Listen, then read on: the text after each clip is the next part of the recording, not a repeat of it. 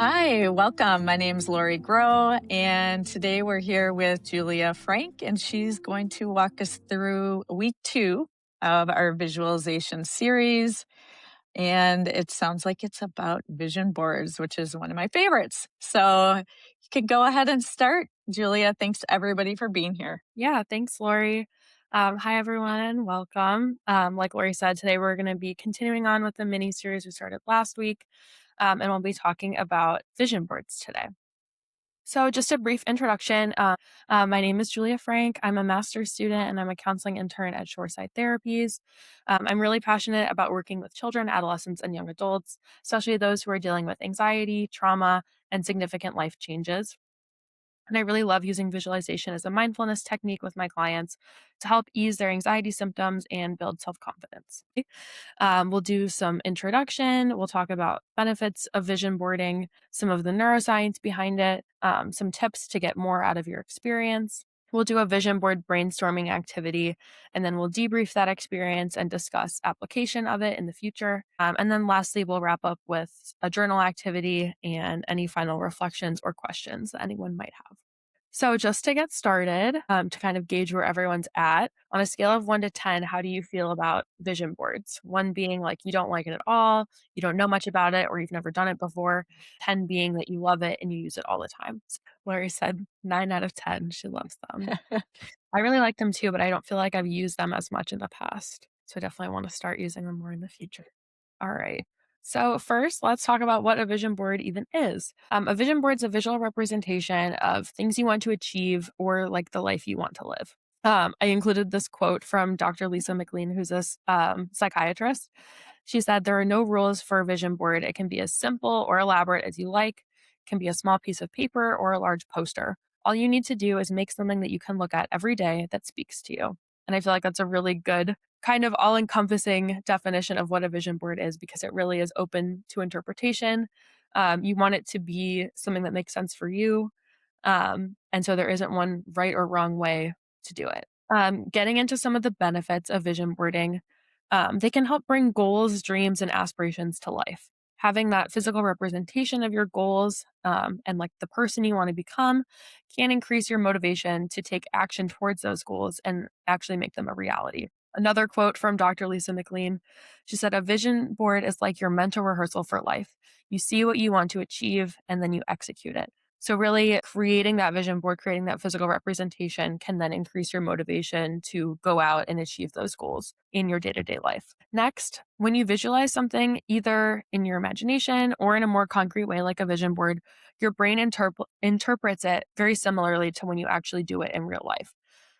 That visualization practice prompts your brain to create a new neural pathway, and that helps you figure out how to meet that goal. Next, vision boarding can be really helpful for combating symptoms of both anxiety and depression. For depression specifically, that act of focusing on goals and ambitions for the future can help to reduce those symptoms of hopelessness and those difficulties with motivation that are commonly associated with depression. And then any sort of creative activity can serve as that distraction from negative thoughts and also help boost your mood because it's that creative outlet. For anxiety specifically, vision boarding often focuses on those specific measurable goals, and that can help manage feelings of anxiety, feelings of being overwhelmed. And then vision boarding and that related goal setting can also increase a sense of control you feel over your future, the plans you have for your life, and all of that can help reduce anxiety as well. And then overall, like whether or not you have a diagnosable anxiety or depression disorder, there are benefits for everyone when it comes to vision boarding. It can serve as that meditative practice where you focus on your goals and desires rather than things that you feel like are going wrong or things that aren't as good in your life. The practice of vision boarding helps you to invest time into your hopes and goals rather than ruminating on those negative thoughts or worries that you might be experiencing. And this practice can help provide that sense of relaxation and purpose. And then lastly, focusing on your hopes and ambitions rather than limitations that you might have can support a stronger sense of self confidence and build your self esteem. This renewed sense of self then increases the likelihood that you will actually take steps towards achieving your goals. So, a little bit about the neuroscience behind vision boards. Neuroscientist Dr. Tara Swart found that vision boards work by preparing your brain to recognize opportunities that might pass you by otherwise. This is because your brain uses a process called value tagging, where it assigns importance to certain things and filters out any unnecessary information. Pictures specifically are really effective in this process because the brain tends to attribute a higher value to visual cues rather than like written words. The information then reinforces the idea that the more you look at an image that depicts any sort of goal on your vision board, the more significant they become in your subconscious mind. So, this helps you to seek out opportunities to achieve those goals in different areas of your life. And without that vision board, without that constant feedback um, related to those goals, you might not pick up on those as easily, and so it can really reinforce those goals in your day to day life. So there's a lot of different things that you can use vision boarding for. I've listed some of the examples below. It can be any of these, a combination of them. It can be something else entirely, but I feel like this is a good starting point for a lot of different areas that people value in their lives and may or may not have goals focused on in the future. So, career or financial goals is always a big one. That might be job promotions, what success of your business might look like, financial ambitions, retirement, anything like that. Next, travel goals, any destinations you dream of traveling to, maybe moving to in the future. Health and wellness is always a big one. Obviously, this is a super broad category. So that could be, fitness goals, any sort of like health related stuff if you have persistent health issues. So, like taking your medication or trying new treatments, that kind of stuff. Your eating habits, whether that's you're on a specific diet because of allergies or a preference or any sort of dietary restrictions, sticking to that or eating foods that make you feel um, stronger or more energized, that kind of stuff. And then, of course, any like mindfulness practices, going to therapy, that kind of stuff that falls into that health and wellness realm. Next is spiritual growth. This can be a really important area for a lot of people. And it can look really different depending on um, your perspective on spirituality and religion. Um, really, this revolves around goals for growing in this domain of your life. It might be deepening your faith, deepening your connection to your own spirituality, anything along those lines. Next, your home environment. So, this might be goals for your living space, decorating, what you want it to look like, how you want that living space to serve you or feel. Next is hobbies, any goals for trying out or investing more time into your hobbies. And then lastly, relationships. This is a huge area for a lot of people. This can be goals for familial relationships, romantic relationships, or friendships, or any other relationship that feels important to you. So, before we get into our activity, which is going to take the bulk of our time today, I wanted to go over some tips for vision boarding. So, first, you want to consider an aspect or multiple aspects of your life that you might want to improve, strengthen, or grow in. These can be any of the ones I listed on the previous slide or anything else that feels especially important to you. And then next, you really want to focus on goals that follow the SMART framework.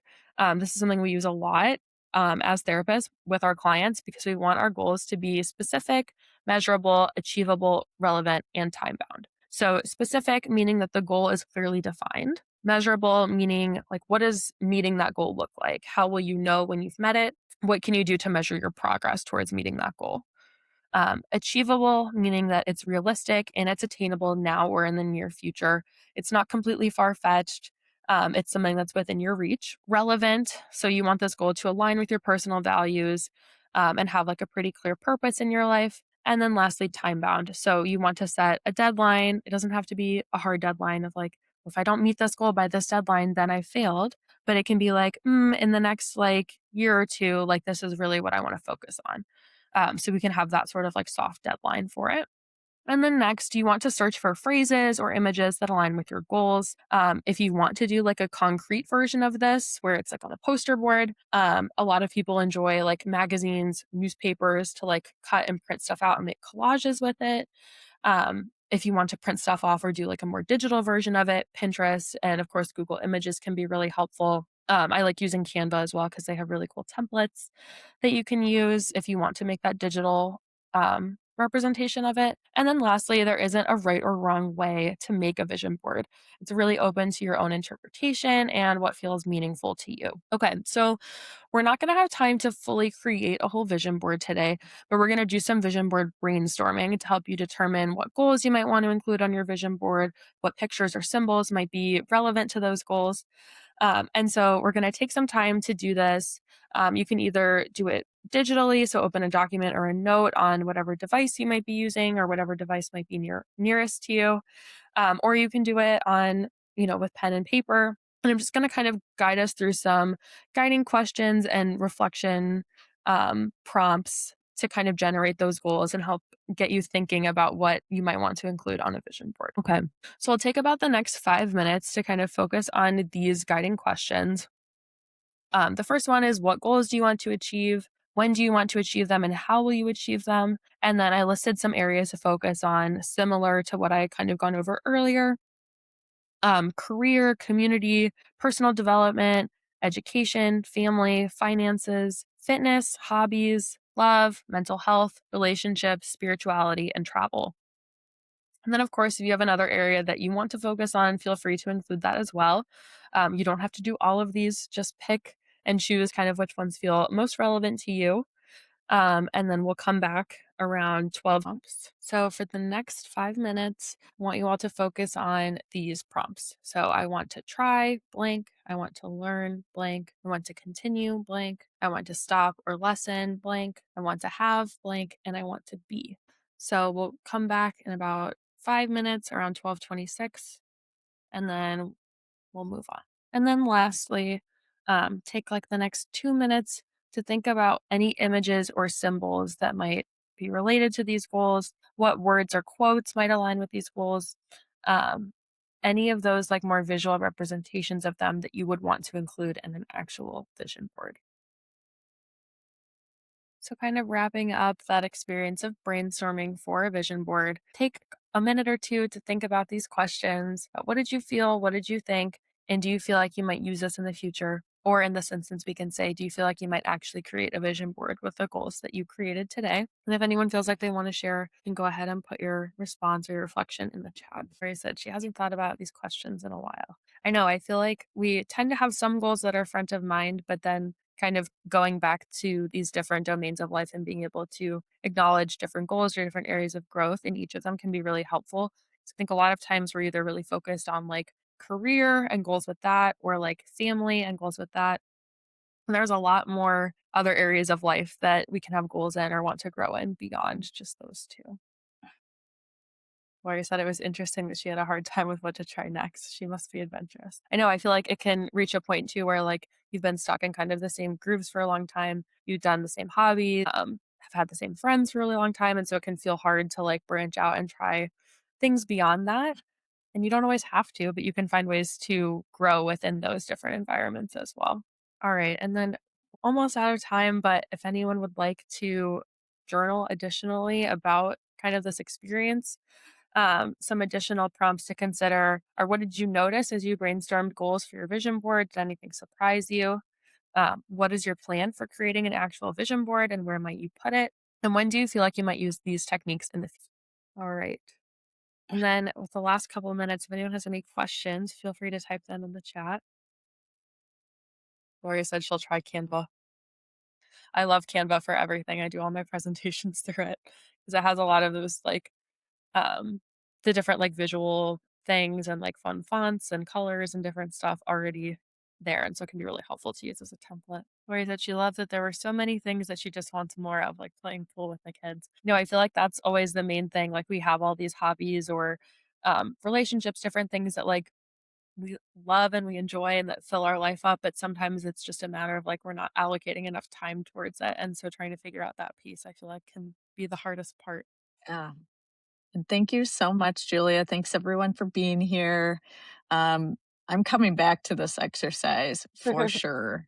I think this could be a really great one to do quarterly, Yeah. really to see like what do I want these next 3 months to look like? What are some things I want more of? What do I want less of? That was a great question too.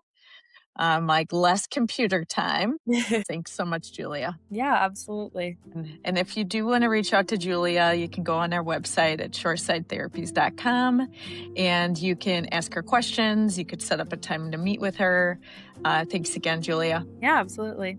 Have a great rest of your day, everyone.